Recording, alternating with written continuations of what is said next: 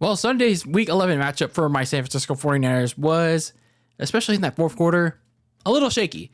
I'd say it's a little shaky, in my opinion. Now, some people say it was good. Some people will say it was great. It was bad. For somehow they'll get into the bad territory. But nonetheless, I'll say it was shaky. Why do I say that? Well, let's talk about it in my recap for my San Francisco 49ers as they began a 4-game stretch that looks kind of rough on the surface, which began at home in Week 11 against the Tampa Bay Buccaneers, or as I like to call them in short, just simply the Bucs.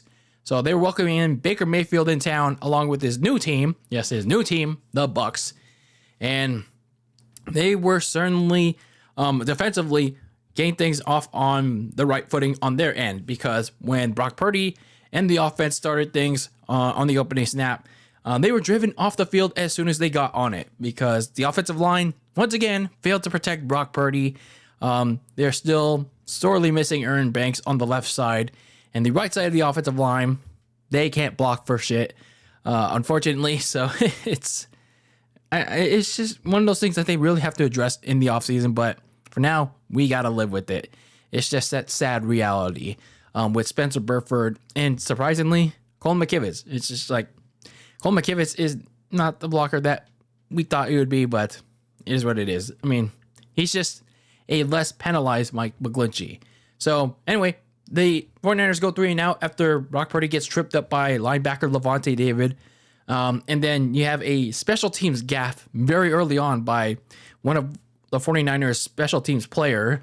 So he gets called for catcher interference, and I don't know why you would even commit that, because he ran into the guy, and I don't know why you're doing that. It's dumbass.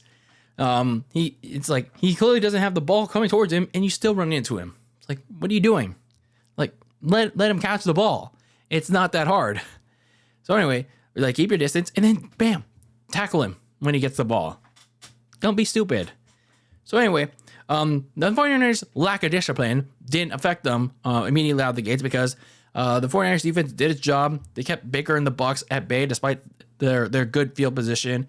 They forced a punt on their opening possession. And the 49ers offense, they moved much better on the second series. They utilized a lot of Christian McCaffrey to puncture through the Bucs' tough defense, a lot of hard runs on there. And then they ended the nice drive with the touchdown pass from Brock Purdy to Christian McCaffrey. They took a 7-0 lead after what I felt like was a fast drive, even though it was actually a long one in essence. But I felt like it went by pretty quick. It was like what, a 7-11? Yeah, they went to 7-11 and got themselves one of those signature drinks while I was doing whatever the fuck I was doing. But anyway, they take a 7-0 lead like as we get closer to the end of the first quarter. But man, as soon as the Bucs went back on offense, they killed the Niners secondary with the short passing game, and they utilized some of the screen pass options heading into the second quarter. So that was kind of the weakness during that losing skid the 49ers were having. If you had no pass rush, if you were not generating any pressure, then the opposition was going to kill you in the secondary. And that's exactly what the Bucs were doing. And even if there was pressure, they were just getting rid of that ball quick. So going into the second quarter, the one big play of the game happened in the early stages of the second quarter. After Nick Bosa got blocked by Baker Mayfield on a trick play, he got a measure of revenge on his former college football rival. So he assisted Fred Warner on a strip sack fumble. Warner punched that ball out of Baker Mayfield's hands. So the Niners get the ball back.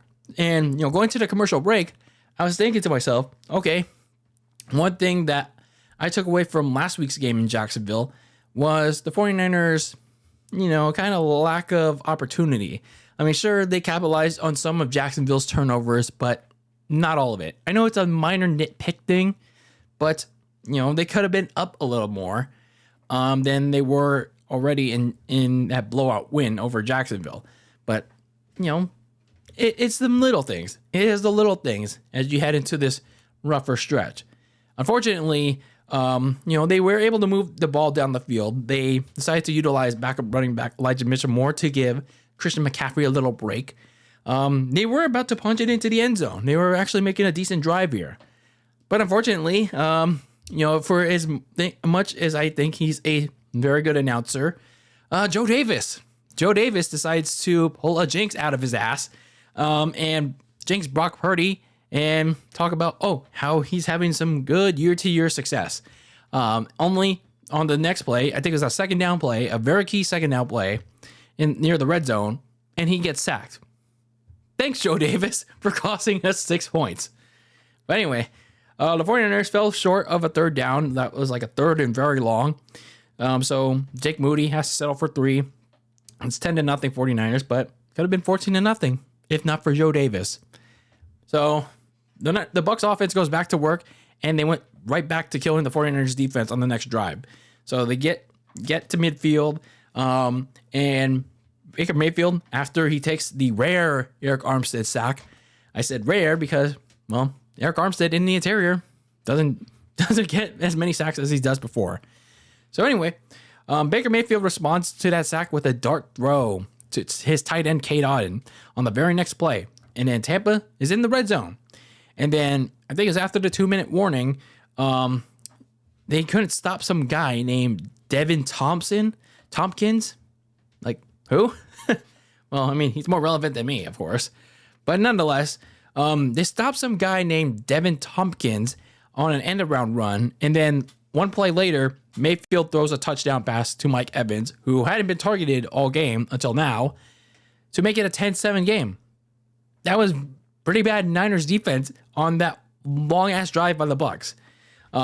So that bad Niners defense that was on display from the 3-game losing streak reared its ugly head once again in that one drive.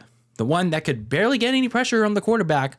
And in return, the secondary gets lit up by that opposing quarterback, while also missing a bunch of makeable tackles, missing a bunch of key defensive plays that they could have made. But no, they did not. And now it's a game. It's a 3-point game that the 49ers that could have avoided. So at least, for Brock Purdy, he made a few nice big passes to Brandon Ayuk and Christian McCaffrey. They get back in the red zone. But the Bucs red zone defense that, as they pointed out in the broadcast, that has been so good. They're one of the best in the league. They actually backed up on that.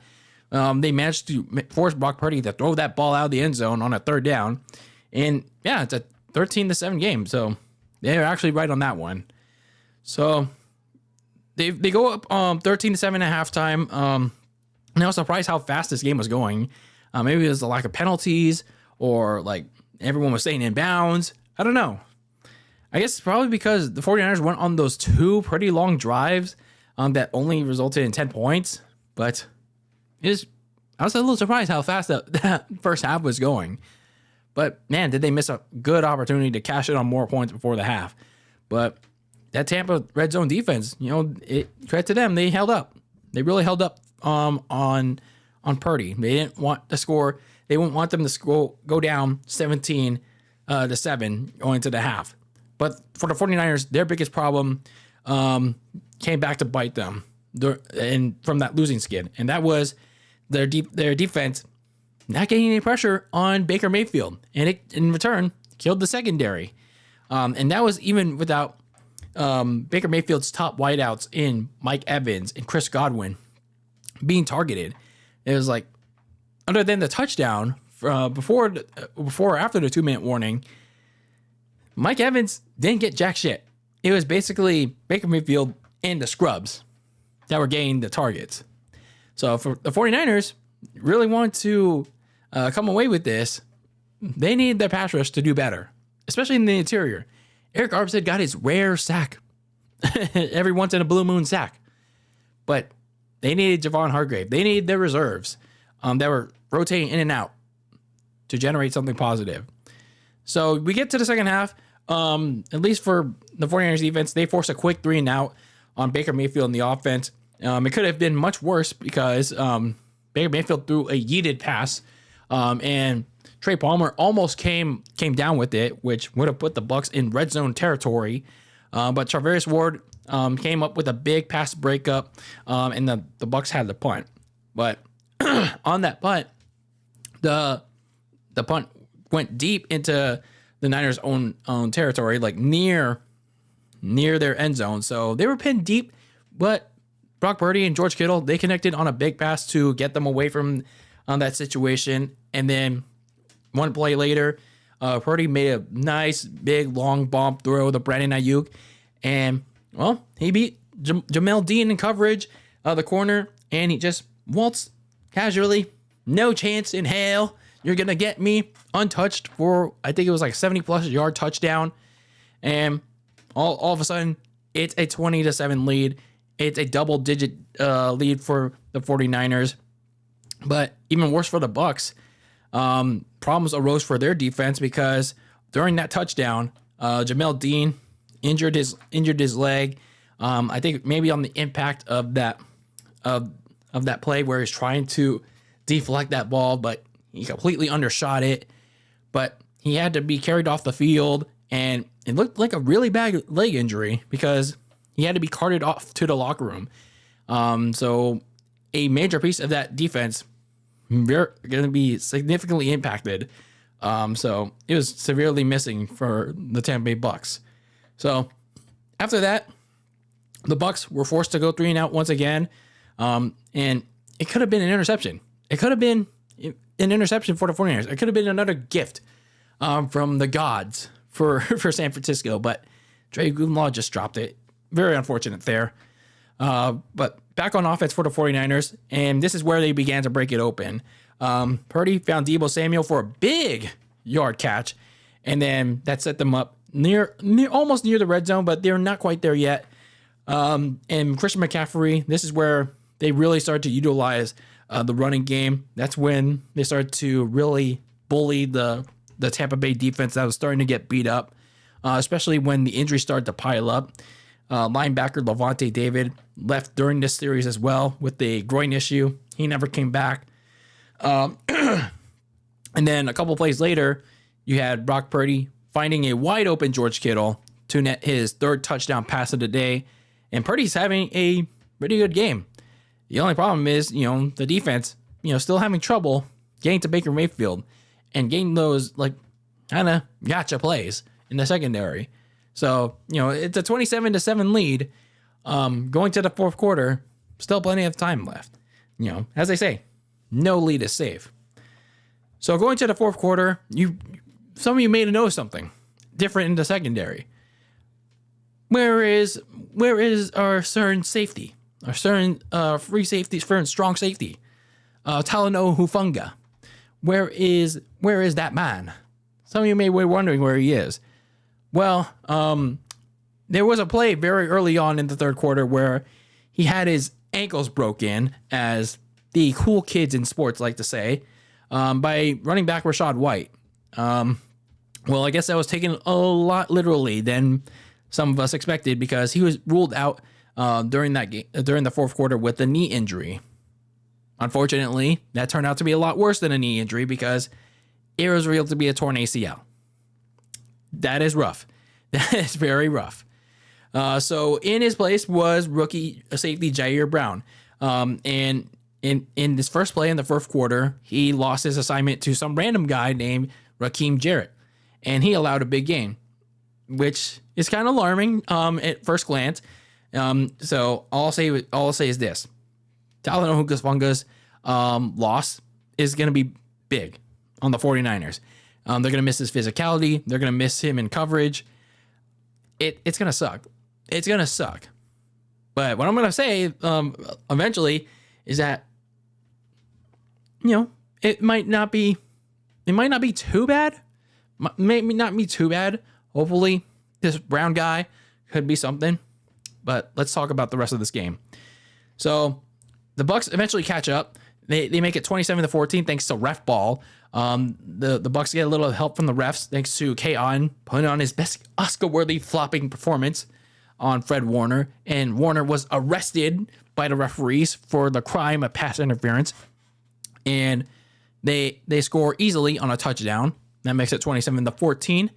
So the Bucs, they still have some life left in them. But unfortunately, every time that they tried to convert on fourth down, after all the chances that the Niners are giving them for whatever goddamn reason, they can't convert it. They cannot convert on any of the fourth down chances that they had in the red zone. So the first chance that they got when they were there is that, well, Ji'ayir Brown. Oh no, it was not Ji'ayir Brown. Isaiah Oliver, who was sent on a blitz by defensive coordinator Steve Wilks. He was sent on a blitz because he was filling in for, I think, Charvarius Ward, who had to come out for a play. And then the rookie safety, Ji'ayir Brown, he came up with the first of two clutch plays late in the game. So he came in clutch. He covered up Mike Evans heavily in the end zone. So he kept the Bucs away from the end zone on a turnover on downs. But then there was this weird play on offense that forced the 49ers offense on 3 and out. Like they went on it on second down. They passed on it on second down. But then Brock Purdy held on to it for too long. And he almost got sacked in the end zone for a safety. It's like, you guys got to be careful here. It's like, you guys are getting a little too greedy, aggressive, all the adjectives. So you can't be taking these kind of unnecessary risks when you're like that pinned deep in your own territory. You got to play your cards right. I mean, yeah, you can't be too conservative either, but you gotta play with the hand you're dealt. So things also got worse for the 49ers because, well, after that turnover on downs and then being forced to punt, the Bucs made a really good special teams punt return to the exact same spot where the Bucs had that turnover on downs.